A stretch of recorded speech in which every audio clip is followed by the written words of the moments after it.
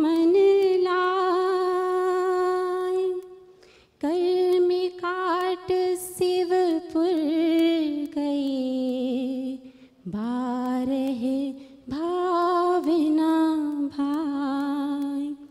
यह कथा मध्यलोक के जम्बूद्वीप विदेह क्षेत्र की एक सुरम्य नगरी की कथा है, जहाँ के राजा चक्रवर्ती सम्राट वज्रदंत अपनी सभा में आसीन रहते हैं, जहाँ 32,000 मुकुटबद्ध राजा उपस्थित हैं, जहाँ 96,000 रानियाँ प्रतिदिन दिन रात उनकी सेवा में लगी रहती हैं, जिनके 1,000 पुत्र, जिनके प्रचंड प्रणाम की तो महिमा ही नहीं कही जा सकती। ऐसे महान महाराजाधिराज अपनी राजसभा में आसीन रहते हैं। तभी एक माली उन्हें कमल का पुष्प भेंट करने के लिए आता है, और उस कमल के पुष्प में एक मृत भंवरे को देखकर राजा को इस संसार की असारता का भान होता है। तो आइए अधिक भूमिका ना बनाते हुए हम चलते हैं अपनी लघु नाटिका की ओर, जिसका नाम है नस्सर चर संपदा।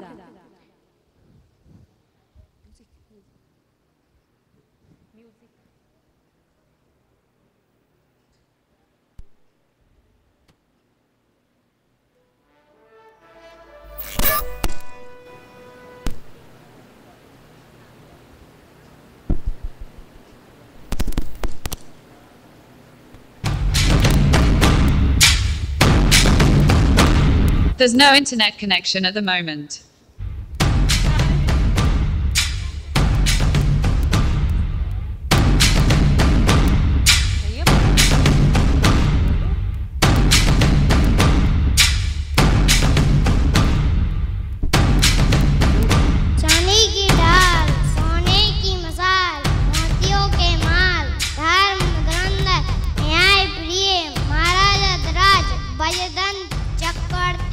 अपनी राजसभा में पधार रहे हैं।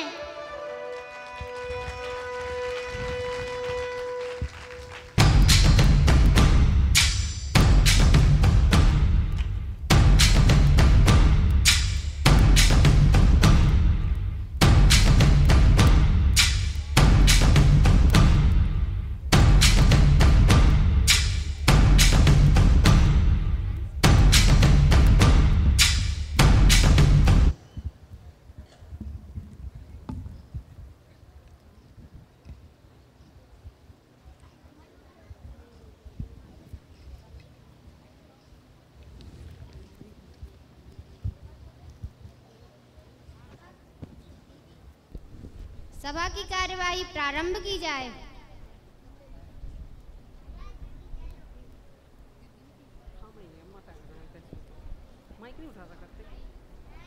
जोर से बोलो। महाराज की जय हो, महाराज की जय हो। महाराज, आपसे कोई माली मिलने के लिए आता है, वह वेट की अनुमति चाहता है। ठीक है, अनुमति है। राम महाराज। इससे माइक ले लेना, इससे माइक ले लेना, इससे माइक ले लो, माइक। महाराज की जय हो, महाराज की जय हो। प्रणाम राजन। हमारी ओर से आपके सम्मान में यह छोटी सी भेंट समस्त संसारों के पुष्पों का राजा है। कमल का पुष्प आपके लिए।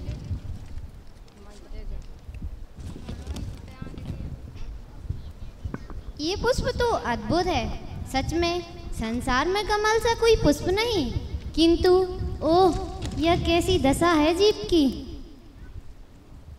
क्या हुआ राजन, आपका मुखमंडल इतना मुरझाया हुआ क्यों प्रतीत हो रहा है? इस चिंता का क्या विषय है? क्या बताऊं मंत्रीवर, प्रसंग ही कुछ ऐसा है। अचानक ऐसा क्या प्रसंग उपस्थित हुआ जिससे आप इतने चिंतित हो रहे हैं? तनिक विस्तार से बताइए। चिंता? और चक्रेश्वर महाराज को हम 1000 पुत्रों के होते हुए भला क्या चिंता हो गई? पिताश्री, आप आज्ञा तो कीजिए। आपकी उदासी को क्षण मात्र में दूर करने का सामर्थ्य है मुझ में। अहो यह भोगे महा पापे का संयोग देखो, डाली में कमलता में भवरा प्राण तजे है। नासिका के हेतु भय भोग में अचित सारे, रहन के कलाप में विलाप भी न करे हैं। हम तो पांचों के ही भोगी भय योगी नहीं, विषेन कसायन के जाल माही परे हैं। जो ना बहित करूं जाने कौन गति पड़ू, सुतन बोला के यो वचन अनुसारे है। सुतन बोला के यो वचन अनुसारे है। देखो पुत्रों, इस कमल पुष्प में भ्रमर ने अपने प्राण गवा दिए। इस जीव को घ्राण इंद्री कितनी लोलुपता थी कि उसे यह भी भान नहीं रहा कि संध्या हो चली है। कमल पुष्प अपनी पंखुड़ियां समेट लेता है। इसमें ये जीव इतना मस्त हो गया कि उसके प्राण चले गए। संसार की विचित्रता हम कुछ समझे नहीं था, तनिक विस्तार से समझे ये क्या बात है।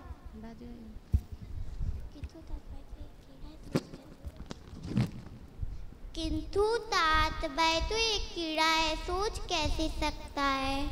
वही तो मेरी चिंता का विषय है पुत्रो।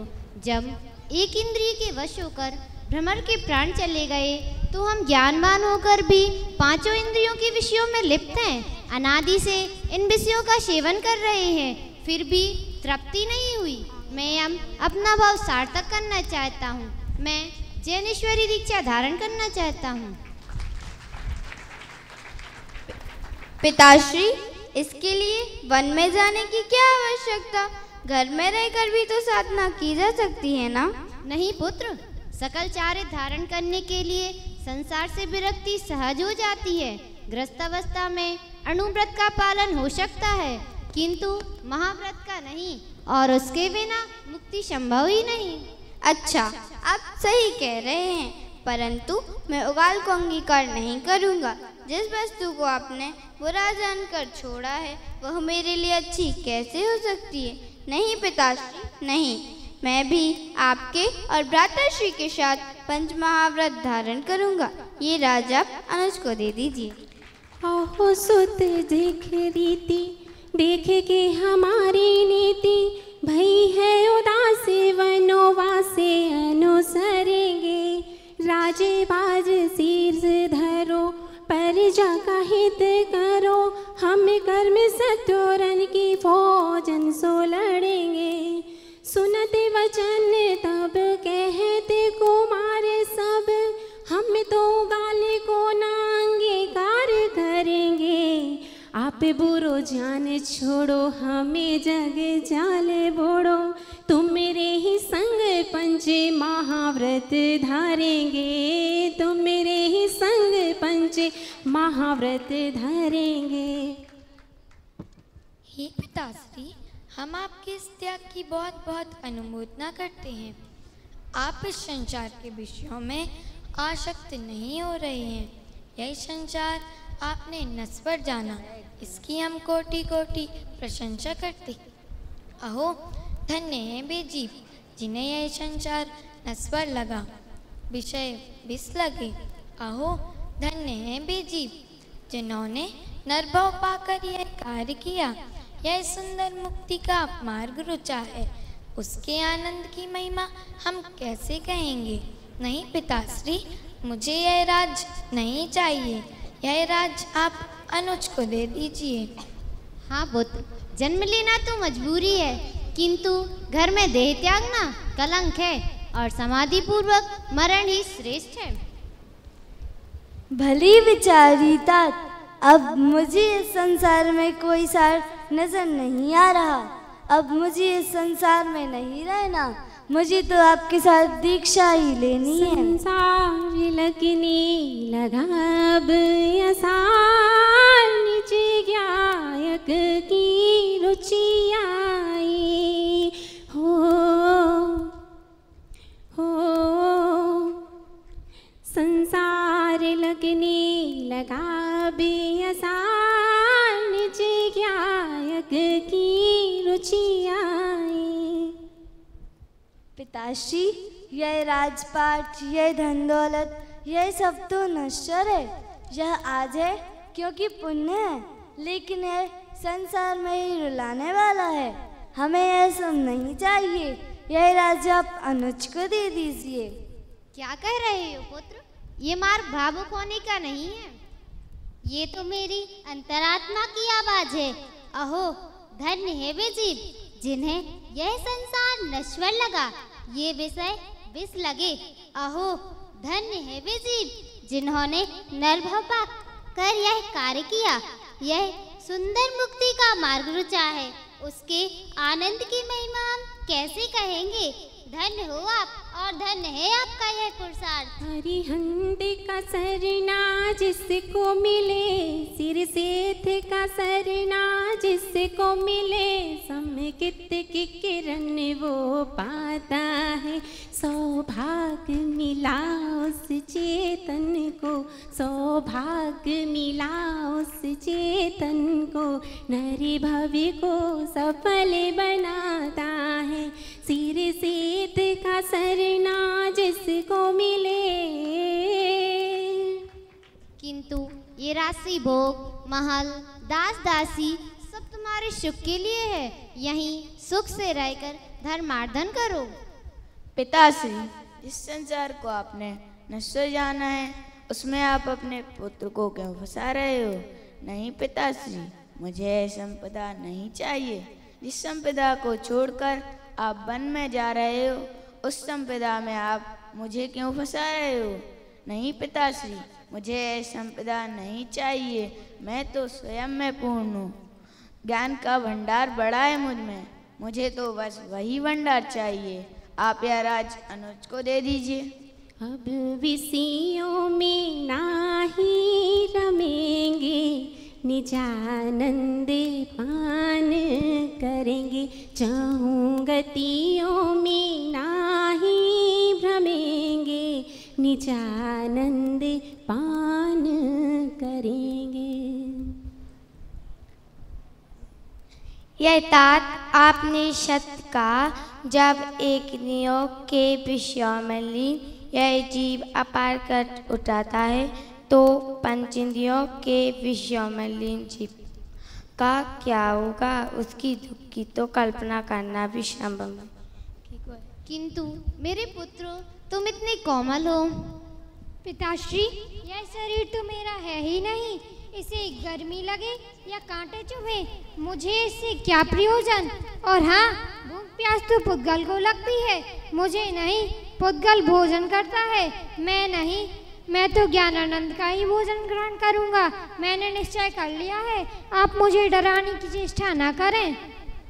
पुद्गल का क्या विश्वासा, जैसे पानी बीज बताशा, जैसे चमत्कार बिजुरी का, और इंद्रधनुष से आकाशा, पानी बीज बताशा। बहुत घूम लिया इस संसार में, अब इन दुखों से छूटकर निजात तत्व में ही लीन होना है। पिताश्री, यह राज आप अनुज को दे दीजिए। ये राग ही जगत का मूल है और एकमात्र वैराग ही मुक्ति का मूल है। आप महाभाग्यशाली हैं जो आपने यह राजपाट छोड़कर तप करने की ठानी है, और हम भी इन संसारिक विषयों को धिक्कारते हैं। मन में समता और वैराग्य धारण कर हम भी आपके साथ चलना चाहते हैं। पिताश्री, आज्ञा दीजिए कि हम इन समस्त विकल्पों को छोड़कर मोक्ष साधन में लगे। पिताश्री, आप मेरे भ्राता होकर भी मुझे दुखी होने का मार्ग बता रहे हैं, यह तो उचित नहीं है ना। पिताश्री, यह राजभार मुझ पर ही क्यों? मुझे नहीं चाहिए, यह तो अनुज को दीजिए। मैं तो आपके साथ वन में चलना चाहता हूँ। मैं वहाँ जाकर अपनी कर्म शत्रु की सेना पर विजय प्राप्त करूँगा। मेरे सुकुमारों, ये जिन मार्ग बहुत कठिन है, इसमें मन की स्थिरता अति आवश्यक है और तुम्हें वहाँ बड़े कष्ट सहने पड़ेंगे। अरे नहीं तात, सहने नहीं पड़ेंगे।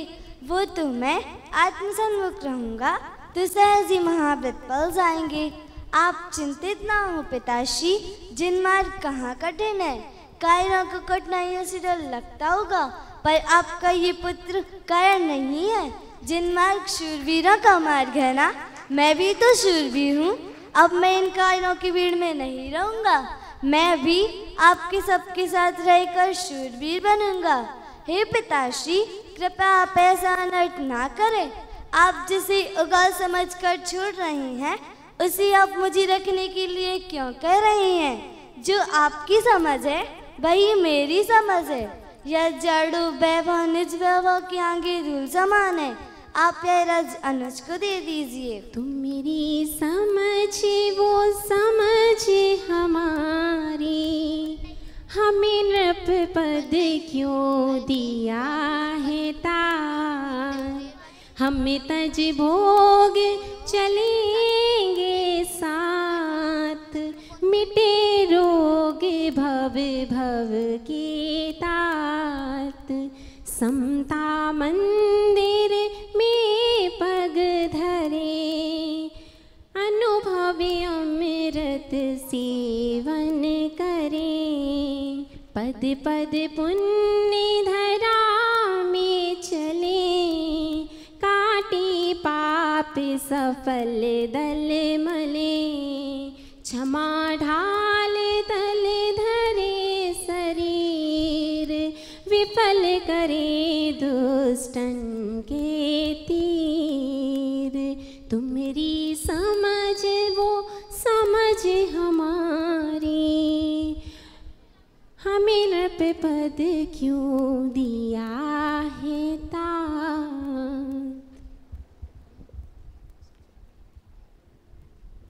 पिताश्री, आज तक हम जड़ वैभव में रमे रहे हैं, इसी कारणवश निज वैभव को ना पा पाए। इसीलिए अब मैं यह संपदा छोड़कर, इस राज्य को छोड़कर आपकी तरह निज घर में वास करूंगा।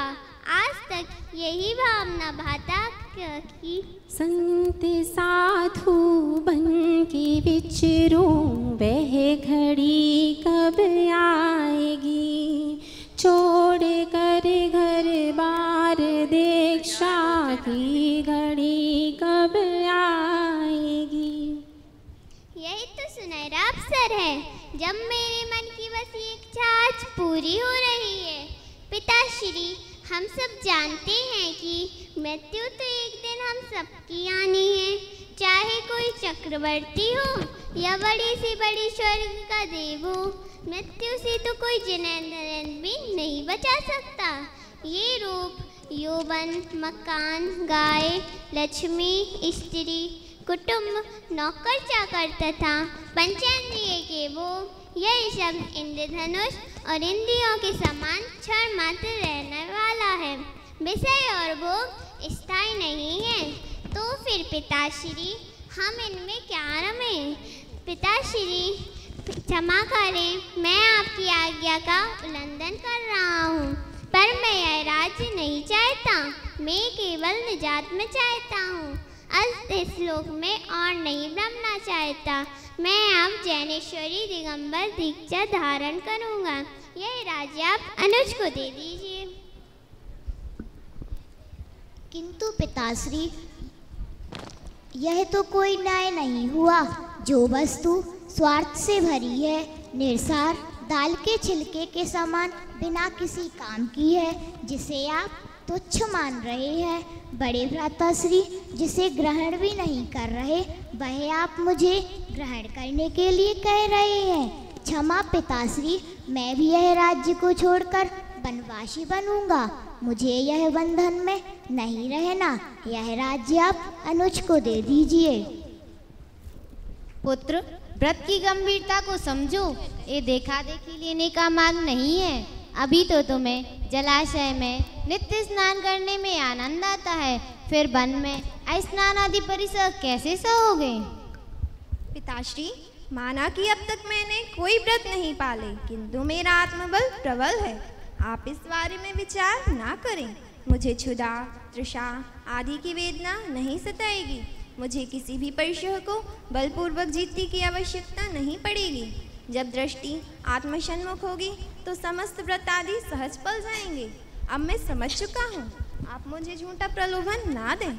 मैं पीछे जाने वाला नहीं हूँ। मैं तो कब से इस दिन की भावना भा रहा था कि कब मैं अपने स्वरूप में डुबकी लगाऊं, वन जंगल में रहूं, जगत के प्रपंचों से दूर।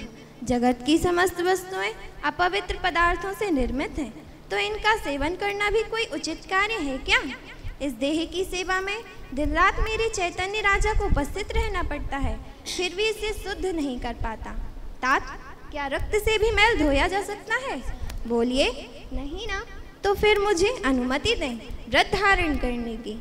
इस देह को पवित्र करने के लिए समता रूपी जल व संयम रूपी चंदन का लेप लगाना होगा, तभी मेरी साधना पूर्ण होगी। समाधि पूर्वक मरण से ही आत्मा की पवित्रता है। अतः आप यह राज्य अनुज को दे दीजिए। पुत्र, संयम के मार्ग में स्त्री का संग छूट जाएगा और तुम्हारी इस सुंदर सुंदर बधुएं नहीं मिलेंगी वहाँ। कदाचित तुम्हें उनकी याद आ गई तो। पिताश्री, हम सूरबीर हैं और सूरबीर राजा जिसे छोड़ते हैं उसे अंगीकार नहीं करते, और मैंने निश्चय कर लिया है स्वर्ग की सुंदर अप्सराओं जैसी बधुओं को मैं अंगीकार नहीं करूँगा। यह राज आप अनुज को दे दीजिए। पुत्र, अब ये राज्य तुम धारण करो। आहा, कितना अद्भुत दृश्य है। धन्य है ऐसी वीतरागता, जहाँ 6 खंड की संपदा भी तुक्ष प्रतीत हो रही है। एक राजा क्षण भव में वैभव त्यागते हैं और उसे ग्रहण करने वाला कोई है ही नहीं। कैसे विनती कर रहे हैं अपने पुत्रों से, और पुत्रों को भी तो देखो, वह अपने पिताश्री से आगे ही वैराग्य धारण कर कर जाने की बात करते हैं। कोई भी राज लेने को तैयार नहीं।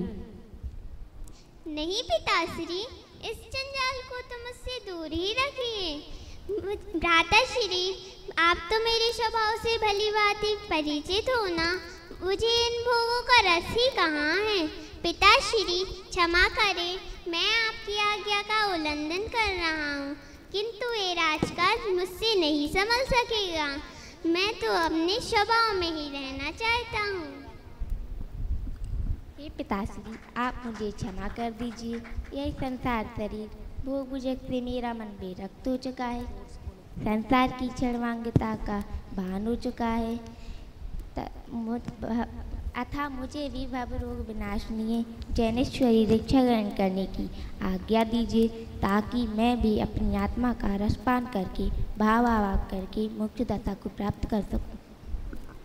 पुत्र, यदि किसी शत्रु राजा ने वन में तुम्हें अकेला देखकर तुम पर प्रहार कर दिया तो तुम कैसे सहोगे?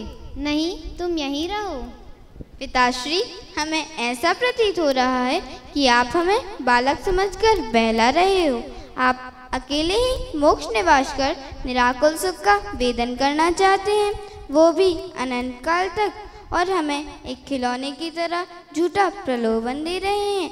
इस संसार की आकुलता के दलदल में आकुलित होकर प्राण त्यागने के लिए क्या आपको मुझसे मोह नहीं? नहीं पुत्र, ऐसी बात नहीं है। मैं तो बस क्या मैं तो तात?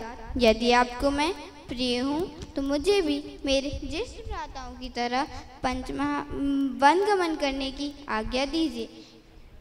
पिताश्री, मैं आपकी बात मानने वाला नहीं हूँ। मैं तो आपके ही चरण पद का अनुगामी बनूंगा। ये राज अनुज के लिए उपयुक्त है, उसे दे दीजिए। पुत्र, जब तुम छोटे थे तो कहते थे मुझे भी पिताश्री के सिंहासन पर बैठना है।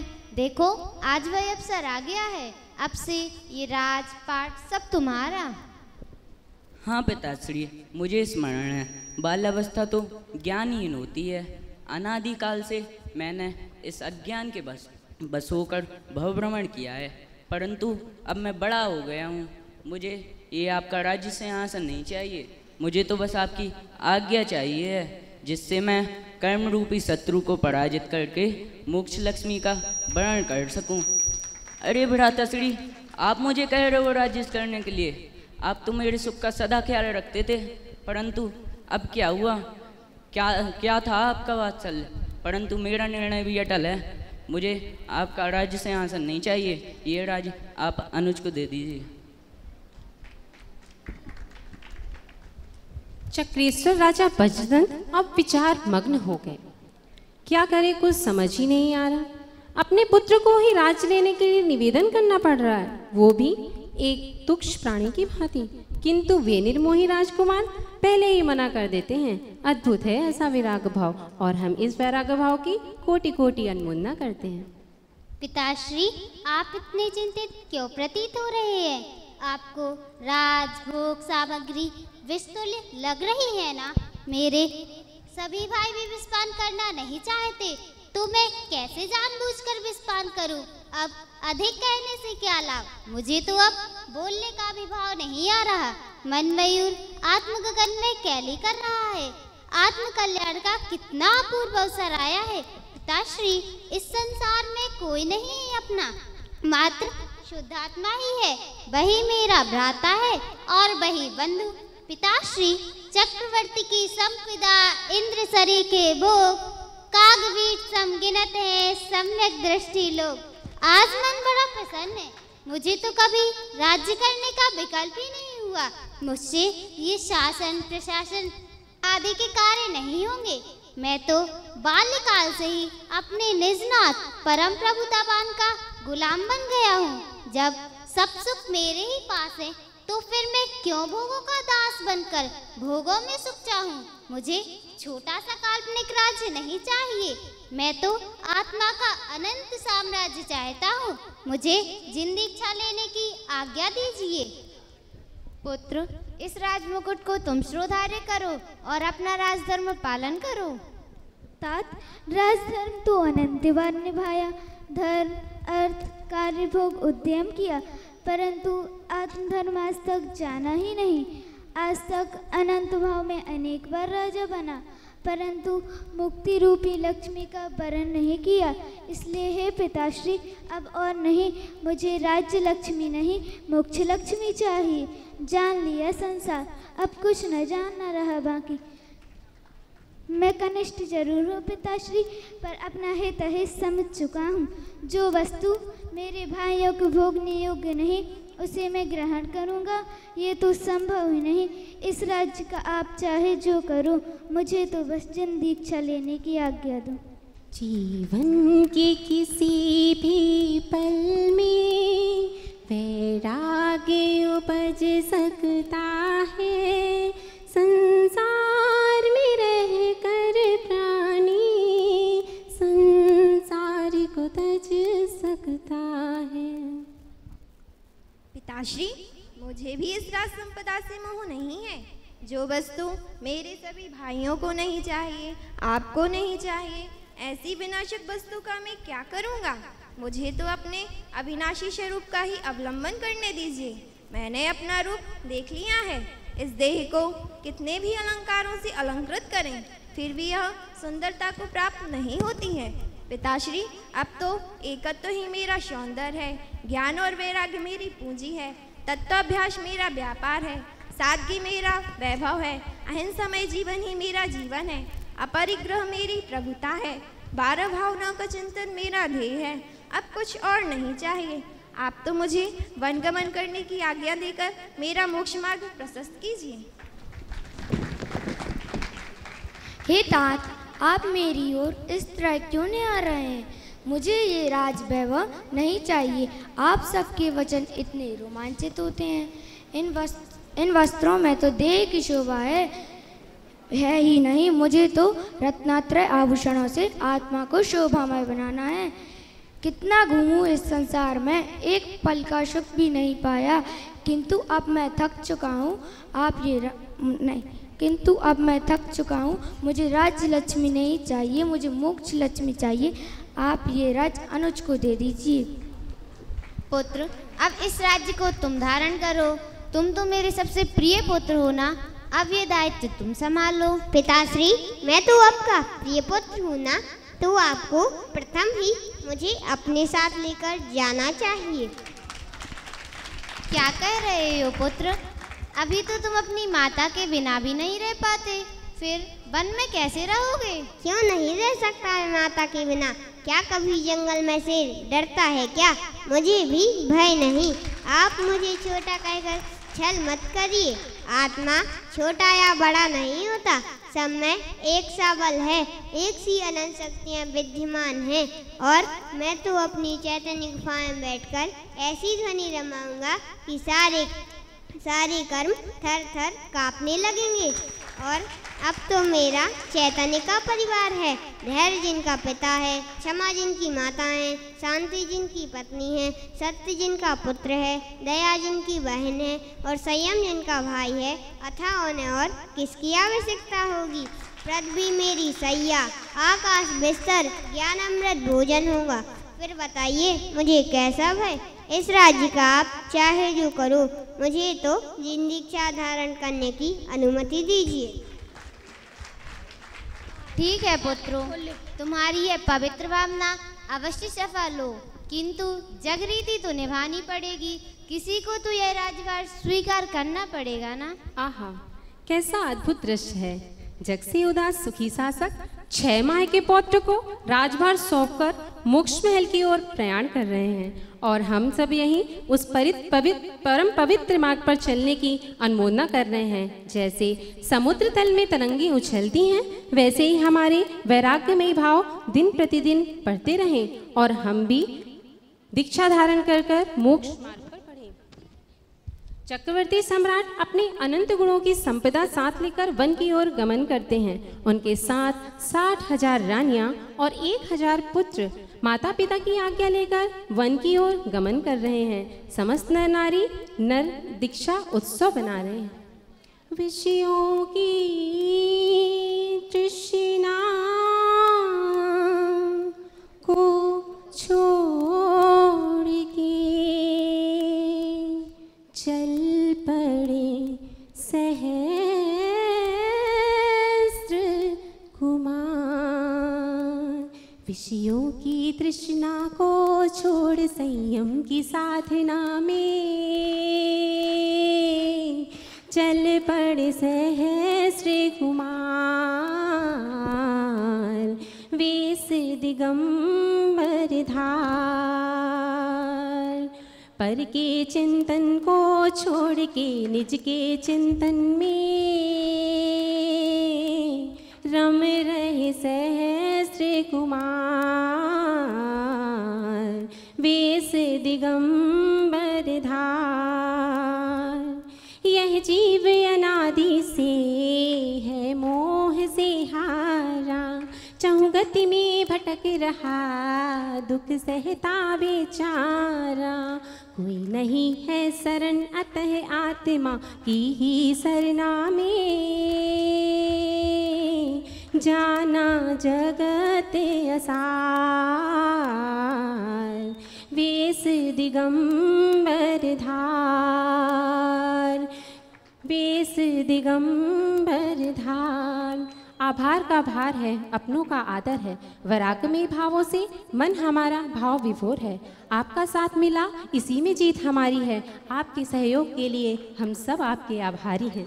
कहते हैं किसी की कार्य की पूर्णता में अनंत शक्तियाँ कार्य करती हैं, तब कार्य पूर्ण होता है। आज इस वैराग्यमयी नाटिका की प्रस्तुति कई कलाकारों ने सहयोग दिया है। बस कुछ प्रत्यक्ष होते हैं, कुछ परोक्ष होते हैं। इसी परोक्ष सदस्य के रूप में मेरे साथ जो मेरी सहभागी थी, जिन्होंने मुझसे कहीं ज़्यादा मेहनत की है, उसका नाम है ऋचा जैन शायगढ़,